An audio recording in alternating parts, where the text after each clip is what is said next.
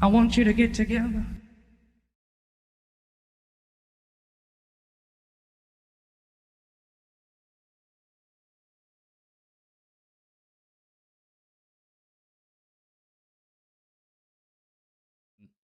Yeah, that kind of explains what you were hinting at there. So I think it's all just made up convoluted nonsense now. Yeah. Yeah. Well, and that certainly plays into a lot of the cheaper sort of flimsier conspiracy theories that you see very often anytime, there's news from events going on in the Middle East, war or not related, there's always this sort of biblical prophetic tinge to it because they're playing with this, they're manipulating it.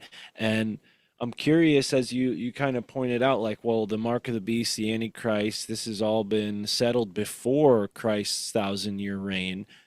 As the devil returned, as Satan returned and has influenced us more and more as a society, it does seem like the mark of the beast, as you were referring to it in its original context, has lended itself to this, Hmm. satanic element in the past couple hundred years. Obviously, we know as conspiracy theorists, the banks and the secret societies and the elites and how they're all sort of tied into this same pastiche going into this globalism, new world order, Hmm. demonic AI sort of futurism agenda. It definitely feels like the mark of the beast is still among us. It's just what we all live and die for. We're all, I mean, for the most part, people who are blue pilled in our society, they live and die by how much money they earn. It's their whole identity, what they Hmm. do for work, how they show off their wealth, whether it's a car or clothes or a house. It's all wrapped into this idea that I think is fundamentally, when you talk to people who are Christian by the book, they're not people who are uh, like chasing wealth or flaunting it if they have it.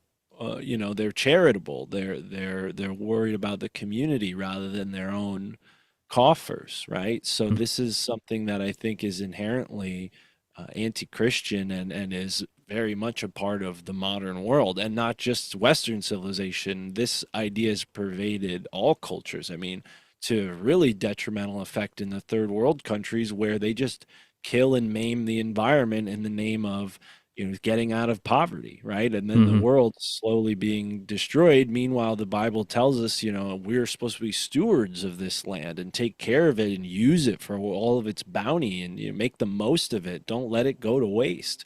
What can you say for the past at least 100 years after the Industrial Revolution? But this is like a waste, a giant waste in many ways. Oh yeah, I mean, if you were to describe any time in history as something akin to a season where Satan rules, you'd look at the past 250 years, wouldn't you? The start of the Napoleonic Wars, the civil wars of Europe, the complete breakdown of everything, and the kingdoms being taken from each other, just fighting and vying for complete dominance and control. World War One, World War Two, the complete carpet bombing and destruction of all these cities, that have the most beautiful architecture known to man.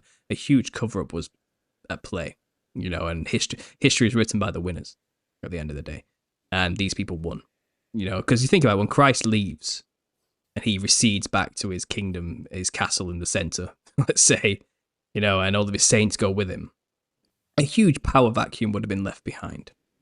Okay, there would have been a lot of people biting at the bit to say, well, who's going to take over? Now he's gone, and everyone just went at it.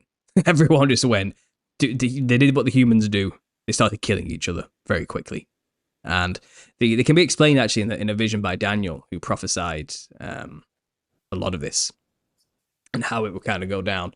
And he was talking. It's the vision he has of the four beast kingdoms, and he goes through and describes like Persia and Greece and all these prior kingdoms, and they're all described as like animals, like a lion with eagle wings and a cheetah and stuff like this. But the fourth beast is where it gets really interesting because the fourth beast doesn't have an animal attached to it; it's just a beast, and it's described as having like teeth like iron and claws like brass, and it had these horrible horns sticking out of it, and it was just monstrous beast. And he's describing civilizations. There would be this final beast system that would be created, a final civilization And then he goes on to describe how the people who run this civilization, Jesus, but he's talking about the coming savior, you know, without realizing it. But this Son of Man, this glorious bringer of peace, you know, would basically come and destroy this final beast system right in the middle of its heyday. He would just turn up and just it would end. You know, he would, and it says he would basically give this system and everything it has, all of its buildings, all of its infrastructure, to his saints. Okay, this is in Daniel, the vision. Okay, you can go look it up, and it's in the middle. It's kind of patches come through as dream visions generally tend to do, but he basically describes, if I can put it in a chronological order, there's this fourth system. We'll call it Rome. It seems like Rome was what he was talking about. That's the system that was in place when Christ came. Okay, it was the Roman Empire. You know, it seems like this beast-like thing, which was a warlike machine with metal, the use of metal swords, you know, and brass and claws and this type of thing. This complete dominant system. It seems like it ended. Christ was resurrected, basically, with his saints. He took everything off them, the leaders of the kings of these places, this beast civilization, and he gave it to the saints. And the saints took over these buildings, a lot of them. And then obviously from then on, the millennial reign begins. And it says the fate of the kings and the people who ruled this beast system, they would have to live with extended life. This is what it says. They lived with longer lives to see their kingdom being ruled by somebody else as a punishment. Okay, so you have to watch the saints rule over everything they built, you know. And obviously then the saints and the people would have built their own buildings, the Gothic cathedrals, which aren't quite Roman anymore. And that's where the new architecture turns up. The millennial kingdom architecture starts to get built within all these Romanesque Corinthian pillar-style buildings we see everywhere, you know, which is likely built during this beast system, this Roman system. And then as the millennial reign expands, more buildings get built, expansion, huge infrastructure gets put in place, canals get built, things which are just beyond what the Roman Empire could do starts to happen. So, but I find it interesting, you know, it says basically once the millennial reign ends, well, this beast is established again. It says it will be again. It'll come again. It's the final system. So what we see is today we live in a new resurrected Roman Empire. Basically, all roads lead to Rome. The Vatican is in the center of it. You know, it's kind of, we have this new system today. All the symbolism is all about the Roman eagle. You know, it's everywhere. The secret societies are all kind of like new Rome. It's all about the new Rome. It's the fourth beast resurrected. And if you have to imagine these people had to live watching Christ and the saints rule, it's possible these people lived for 1,000 years, and as soon as Christ left, they took over again. And it's picked up exactly where they left off and have been like true secret societies. They would have to be kept secret during that time. They would have to go underground during the millennial reign and be truly secret societies, you know, with their own coded language to keep themselves going. And then as soon as the millennial reign ends, they went out there and they just started to initiate the plan and take back everything and establish their new world order, their system. And this is where you have Freemasons appearing and all these, you know, the Bavarian Illuminati, wasn't it started in 1776 or something like that? You know what I mean? Around this time period is when secret societies, Jesuits, all this stuff actually happened. They aren't thousands of years old, like we've been told.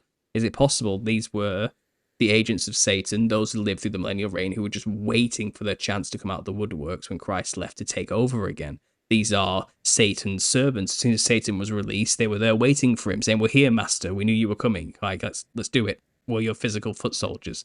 You know, we were there when you were locked up, and we're here now. You know, let's go. Let's carry on." And that's what Daniel's vision is kind of implying there. That's what would happen, and that's what we're living through. And it's kind of like Freemasons didn't build all these buildings like they claim. It was just free masonry all laying around that they took. That's all their job is. They founded all the cities. They found the stuff and just took it, you know, and claimed it for their own. That's what Freemasonry really is. And there was like a useful cover story to explain why we have Romanesque style architecture built in the middle of a supposedly brand new country like the USA. Like, how do you explain away all these buildings that shouldn't be there according to your own narrative? You're a brand new country. You shouldn't have European style, huge, enormous, like perfectly created cathedrals, like just laying around in America. They shouldn't be there, but they are there. And that's why you have so many great fires in your country. That's why you have these world fairs, which showcased all this beautiful, opulent buildings, and then they dismantled it immediately afterwards because they didn't need them anymore. It's just cover stories to hide architecture that should not be there, because there was a kingdom of some kind that encompassed everywhere and established all this beautiful infrastructure all over the place. And I'll stop there. I'll let you go. But there is, maybe we can get into why, like, why have a little season at all? Why even why build anything? Why have a millennial reign? And we'll get into that. But I'll let you go for now.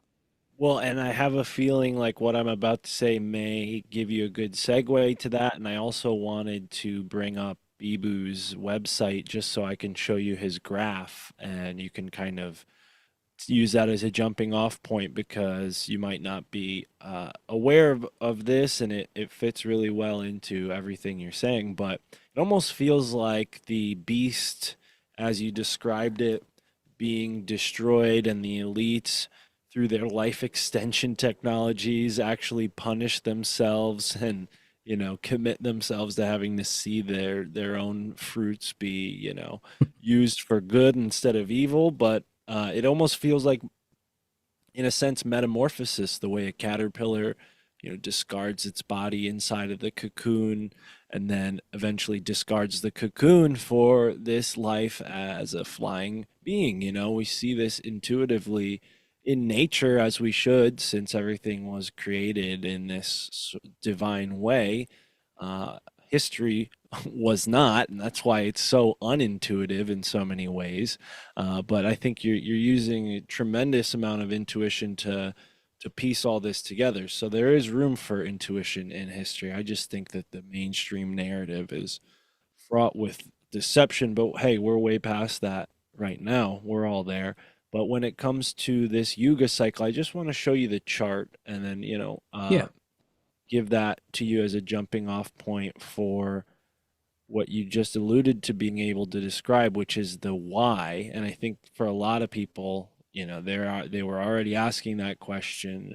Why would, if God, and it's a big reason why a lot of people go towards atheism because they say, oh, well, the world's so bad and why would God create it this way? And Hmm. well, maybe there is a higher reason to why bad things happen. I seem to think so. But here we have the Yuga cycle. Actually, that's not the best picture of it. Here it is. This is clearer.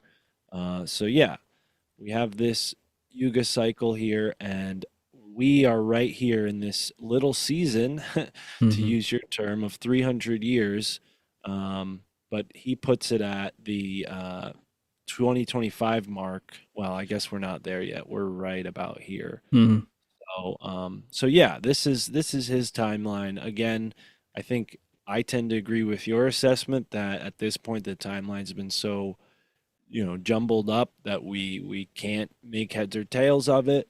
But that aside, it does at least idealistically or symbolically line up with kind of what you're saying, where as he understands it and has he explained it to me, this Kali Yuga, or as the Greeks called it, the lead or dark age, is what we had just gone through, a period of about 6,000 or so years, give or take a couple hundred years. And there was the Kali Yuga, the first part where it was getting progressively worse, and then the second phase where it got progressively less worse, you can say. But this 300-year period, as Bibu describes it, is the period of ekpyrosis, where the world is cleansed. And I think he has a better description than I can remember and paraphrase. So let me just try to find it. But it says something along the lines of what you described. I don't know if you said it directly in this conversation, but you did talk about it in your little season theory series that's available on your Understanding Conspiracy YouTube channel for people who haven't heard of it. It's linked in the description. Yeah, Please it's check a it lot out. more. All the details are a bit more fleshed out on my channel than here, Right. like you said. But Well, well, hey, yeah, don't worry, you're doing a great job. But this is right where I was looking for. It says the whole world will turn into Shambhala with no sickness or poverty and no need to work to earn a living. for 1,000 years. And then this, he says right here, this dovetails with the revelation according to which after his second coming, Christ will reign for 1,000 years along with the resurrected holy men. So in some ways it reflects what you're saying. Maybe his dating isn't quite the same as what we're saying here with this millennial reign theory, that this already happened, but maybe not. Maybe he's talking about the next one that we're incoming, and that maybe this previous age somewhere over here on the chart is that original millennial reign. But anyways, there was a passage in this about the Shambhala kings coming and fighting and doing something like that, and I just was trying to find it because I think it matches up with what you were saying, but I don't know if it's even in here. Let me see. I haven't been able to see it yet, so I'll probably just edit this part out. I know you're going to be releasing this on your channel, so I don't know, maybe you won't edit it out, so pardon this, but yeah, can't find it. Anyways, so yeah, it's something along the lines of the, dark forces will gather an army on Earth, and then the king of Shambhala will come and fight them, right? So, and that's supposed to happen in 2025, which is next year. Which, funnily enough, 2025 is supposed to be the year of the great teacher, right? It's Helena Blavatsky, Alice Bailey, the 2025, the coming of the world teacher in the Theosophical Society's worldview. So 2025 is a big deal. Something's going to happen. Something's going to go down that next year. I don't know what it is. They've been working at it for long enough. It's likely, again, a playing out of it looks like Christ has come. But it's already happened, remember, is what we're trying to say here. But they're going to try and lay it out that all the religions kind of had it right. But really, they were all talking about this world teacher, and it's basically Lucifer. It's the doctrine of Freemasonry, Lucifer, the light bringer, all these type of things. The bringer of knowledge, the bringer of things to bring man out of the darkness and into the light, that type of stuff, So you're going to see like a new age form of Luciferianism, which is like a universalist amalgam of all religions slapped together, including Christianity. But I think once you get this little season theory behind, you realize you see why that's the case, because we're in the little season. They need to bring all of humanity together as one, ideally with one religion, one ideology, one belief system, one currency, one language, even one world without borders would be wonderful. But that would help with the whole let's bring everybody together to fight the evil invading aliens agenda in the future if we're already kind of more cohesive and those channels are already created, So something's going to go down. I think they have a lot of agendas at play. I like to think of it as have like a filing cabinet of A to Z agendas, and they could just play whatever works at the time. They're not set on one thing necessarily. It's whatever plan would work, depending on the results from the recent surveys they've sent out. Where are the people at right now? What can we get away with? He's just turned up. We need to get a plan quickly. Where are we at with our agenda? It's kind of, I think they'll have many ways they could run it out. But what you're saying there, about other religions having their own version of this story, I can believe, yeah, it's like when you do Nephilim research. The Nephilim are everywhere. They're all just called different things in every culture. And they all have their own stories, which gel with the biblical narrative, but also have their own nuanced information, which you don't find in the biblical narrative, which gives you more insight into what the Nephilim were doing in that geographical location with that culture. But obviously we hear about the ones in the lands of Canaan predominantly when it comes to the biblical story, and the ones that David and Joshua had to go and kill, and get out of the lands of Canaan to reclaim that holy land. But I believe the Nephilim were everywhere.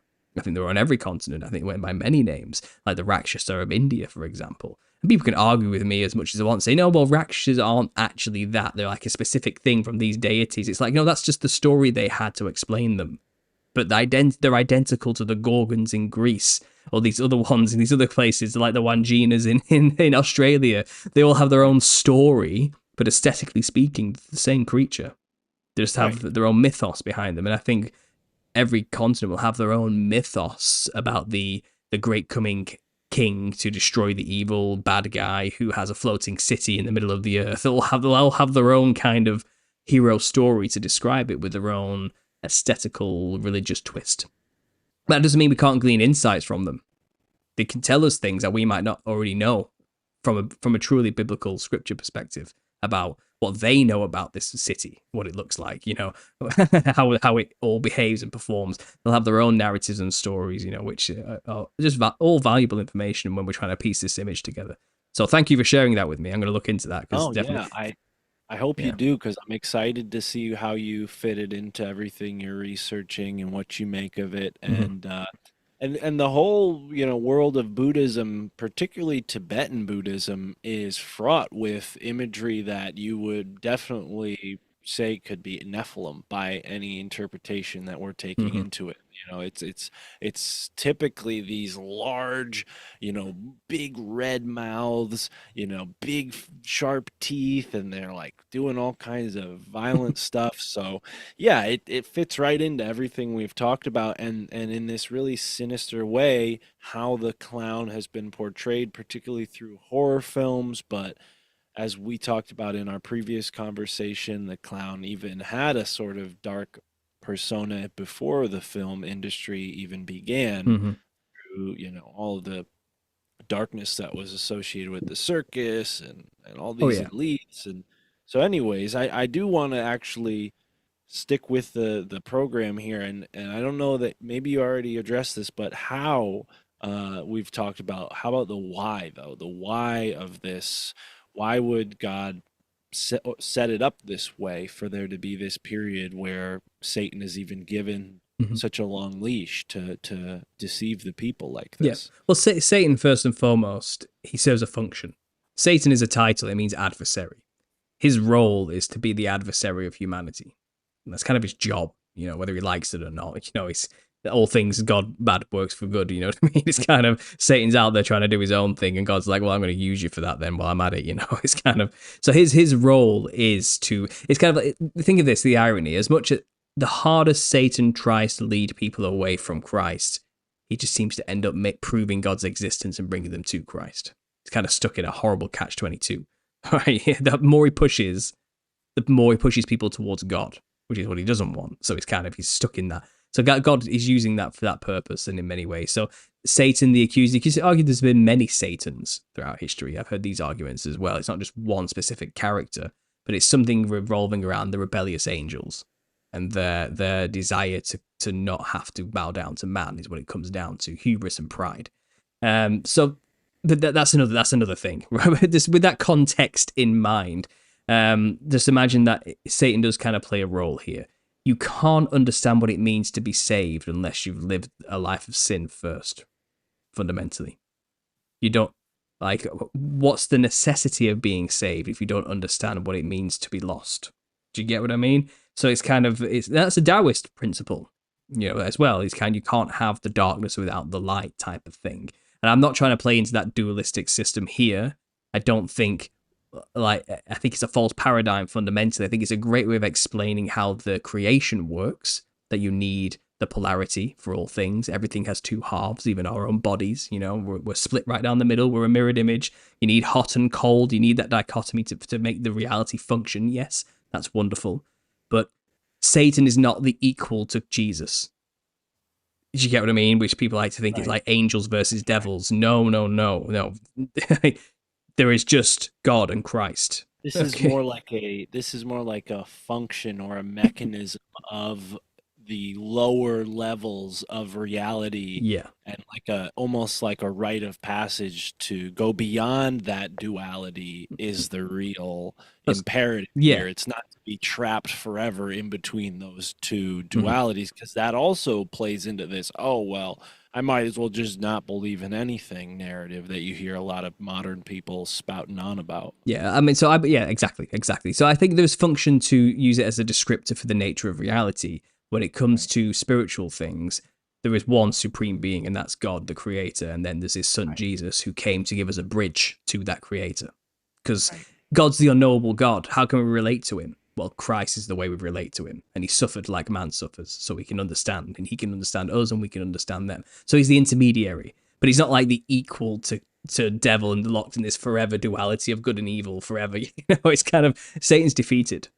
And now he's kind of on a leash, like you said, and you're gonna do what I'm the king. Like, you're gonna do what I tell you, whether you like it or not, and your fate's kind of sealed. So either way, think about this. So it says in Revelation, those who take part in the first resurrection are blessed because they get to reign with Christ for 1,000 years. Those are those who died for Christ. Okay, they died for their faith and their belief. They were beheaded for it, you know. They stood strong till the end. They've proven their worth and their test for the kingdom.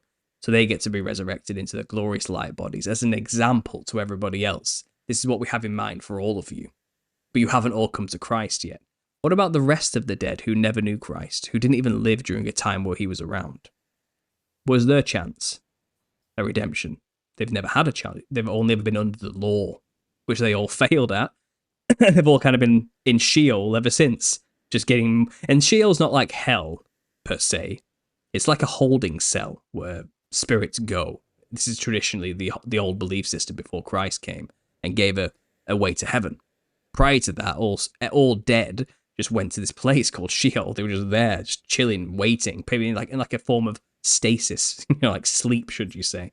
And then there was Abraham's bosom, which was like a slightly less bad version of Sheol.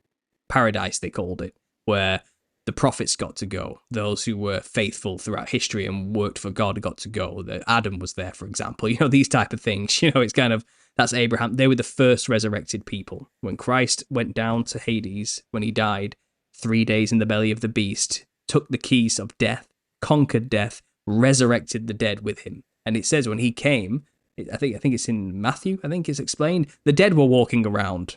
As soon as he was resurrected, people witnessed a bunch of dead people everywhere that shouldn't be there. Old prophets, all over, you know, just talking to people. It's kind of the first resurrection happened then. And it's possible they went up with him in the ascension to heaven. Then when he returned after tribulation, they came back with him to rule. That was the point. And those who also died for his name's sake were resurrected and ruled with him as well in that time. So that's like, all that time period is like the first resurrection. And then it says, but the rest of the dead live not again till the 1,000 years had ended. That's what it says specifically in Revelation. Blessed are those who take part in the first resurrection, because they get to rule with Christ for 1,000 years. But the rest of the dead do not live again until the 1,000 years has ended. People have argued, well, is that as soon as the millennial reign ends? Or is it at the end of the little season for Great White Throne Judgment? And I would say, well, that's not really living again. Like, they're not exactly living again if they just suddenly get resurrected and suddenly judgment in heaven. Like that's not living on earth. That's not living, is it? What is that exactly? You know, so I lean more towards the idea is as soon as the little season began, the earth was flooded with the rest of the dead. Or you could say every time a child is born, one of these spirits in Sheol is put back into the earth. Right. You could argue that, and it's as long as it takes, a little season is as long as it takes for every human to get to live out their life and accept Christ. Maybe that's an endless cycle. And though I don't want to say reincarnation, because that's a very anti-Christian worldview, apparently. That's a no-no word for Christians. But I would say the Bible is a book about conquering death and resurrection. It's not beyond the pale to imagine that this could happen. Everything's possible with God. And I don't think he wants anybody to perish. And I think it's possible the rest of them get their chance now. We get to live during a time where you can know God's word. He told you, the heaven and earth might pass away, but my word will endure forever. We live in a world where you can get the gospel. You can get the word of God. It's not hidden. There's so many translations where they've tried to corrupt it, but there's so many eyes on it that you can go and find the corruptions easily. You can track back where the books have been printed and where they come from. You know the basic gospel. You can't corrupt the basic gospel. Just believe on Christ and that he died for your sins and you'll be saved. That's all they really... It's very simple, you know, and it's hard to corrupt that message, really. That's the issue with it. You can't really corrupt it very well. You can change little things here and there, but fundamentally the gospel's the gospel. The good news is the good news. And I think we have that choice now. The rest of the dead have a choice living during this little season. You can either know Christ or you can know the devil. You can go with his agenda. You can love the world or keep your eyes on things in heaven. Make the choice. You know, are you going to be saved or are you not? It's fair to have both. Right. Like the people, for example, who lived during and were born during the millennial reign, who knew nothing but Christ, did they even really have a choice? Did they really have free will? How can you deny God when his son's just walking around? You know what I mean? It's kind of, do they have to come back in the little season and also live out their life, not knowing who they were? So this might explain past life memories, why people have this phenomena. Maybe they really did live once before, or maybe this is not the first time they've come round again during the little season, which is why they have memories of living during the Victorian era for some reason. You know what I mean? It's kind of, maybe they failed repeatedly to make the right choice, and it's kind of, and a little season is not a determinate amount of time. People say, oh, it must be 250 years because it's a season, and a season is like a quarter of a year. And if the millennial reign is 1,000 years, then a little season must be a quarter of 1,000, therefore 250 years. And if he was released in 1776, that means it's all going to go down in like 2050. It's like, no, that's an arbitrary number. It doesn't tell you a time for a reason, because we don't know how long a little season is. How long is a piece of string? It's as long as it takes for whatever the plan was. And this is why I even have a millennial reign. Build out the world. Build out the infrastructure, because Jesus knows in 1,000 years' time, this earth is going to be flooded with wicked people. People who are just going to start killing each other straight away. People who lived before and never knew me. People who need a chance. They need every chance they can get to actually live and survive long enough to make the right choice and be saved. So let's build out the world. Let's build beautiful buildings so everyone has a home. Let's build canals. Let's build the pipes, the systems, everything. Let's just build it out. And as soon as the Satan was released, he tried to destroy as much as he could. And Jesus knew that would happen, which is why it was so overbuilt. It was so something would survive. So there was infrastructure in place when these people came back. So at least they have a chance. They're not coming back to a desert with nothing. They're not coming back to caveman starting again from nothing situation. You know, they're coming back to a world where it has buildings, has pipes, has books, has systems, has everything in place. A matrix was built for them, you know, in a sense, which might be why you have these metaphors of like, it's all just a construct. Maybe that's what the 1,000 years were for. They were there to rule with Christ for 1,000 years and build something in preparation for the rest of the dead.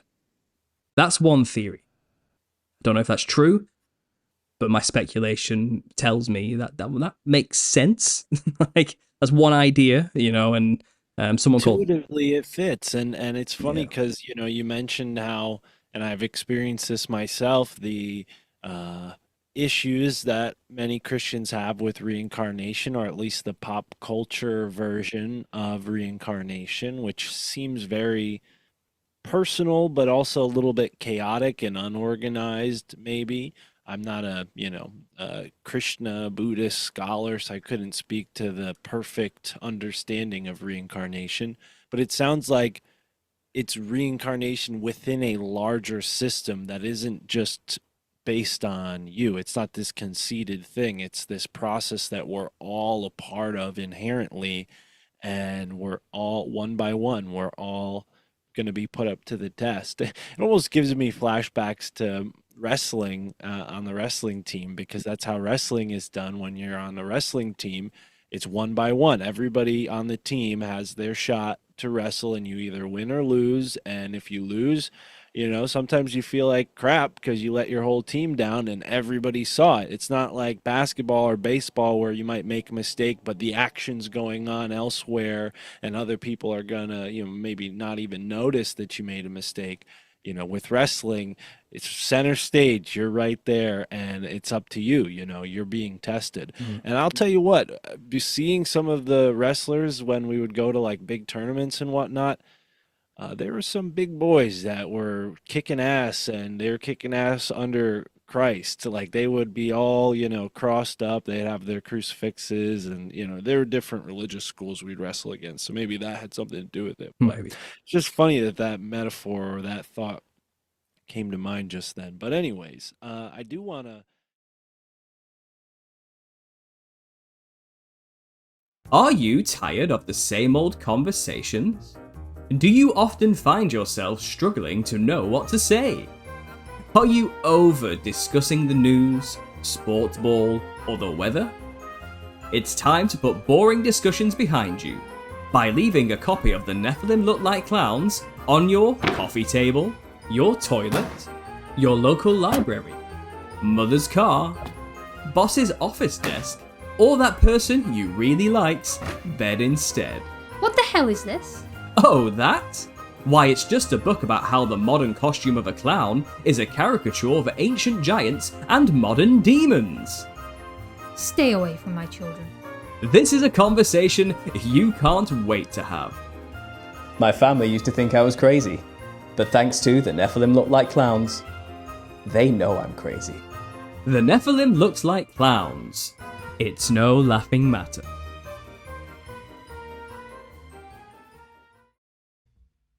I want you to get together.